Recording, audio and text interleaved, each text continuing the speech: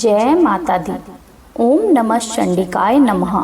अथ श्री दुर्गा सप्तशती 13वां अध्याय। राजा सुरत और वैश्य को देवी का वरदान। महर्षि मेधा ने कहा, हे राजन, इस प्रकार देवी के उत्तम महात्म्य का वर्णन मैंने तुमको सुनाया है।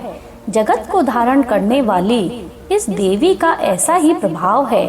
वही देवी ज्ञान को देने वाली है और भगवान विष्णु की इस माया के प्रभाव से तुम और यह वैश्य तथा अनेक विवेकी जन मोहित होते हैं और भविष्य में मोहित होंगे।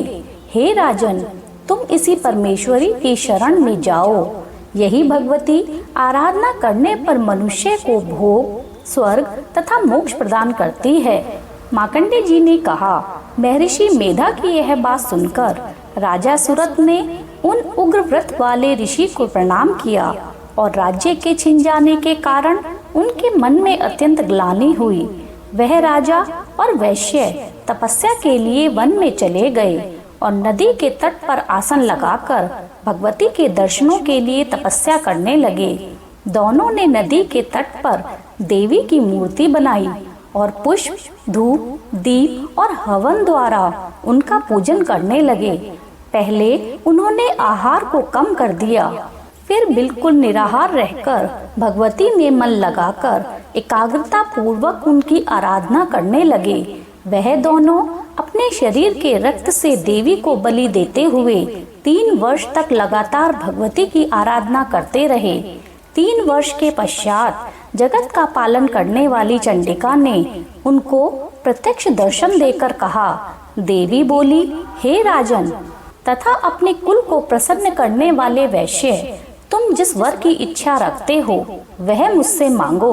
वह वर मैं तुमको दूंगी, क्योंकि मैं तुम पर अत्यंत प्रसन्न हूँ।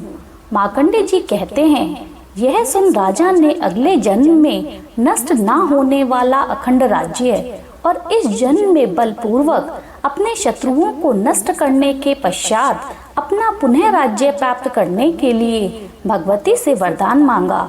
और वैश्य ने भी, जिसका चित्त संसार की ओर से विरक्त हो चुका था, अतः भगवती से अपनी ममता तथा अहंकार रूप आसक्ति को नष्ट कर देने वाले ज्ञान को देने के लिए कहा। देवी ने कहा, हे राजन, तुम शीघ्र ही अपने शत्रुओं को मारकर पुनः अपना राज्य प्राप्त कर लोगे। तुम्हारा राज्य स्थिर रहने वाला होगा। फिर मृत्यु के पश्चात आप सूर्यदेव के अंश से जन्म लेकर सार्वणिक मनु के नाम से इस पृथ्वी पर ख्याति को प्राप्त होंगे। हे वैश्य, कुल में श्रेष्ठ, आपने जो वर मुझसे मांगा है वह मैं आपको देती हूँ। आपको मोक्ष को देने वाले ज्ञान की प्राप्ति होगी। मार्कंडेय जी कहते हैं, इस प्रकार उन दोनों को मनमांचित वर प्रदान कर तथा उनसे अपनी स्तुति सुन भगवती अंतर्ध्यान हो गई। और इस प्रकार क्षत्रियों में श्रेष्ठ वह राजा सुरत भगवान सूर्यदेव से जन्म लेकर इस पृथ्वी पर सार्वणिक मनु के नाम से विख्यात हुए। बोल जगजननी जगदम्बा मैया की जय।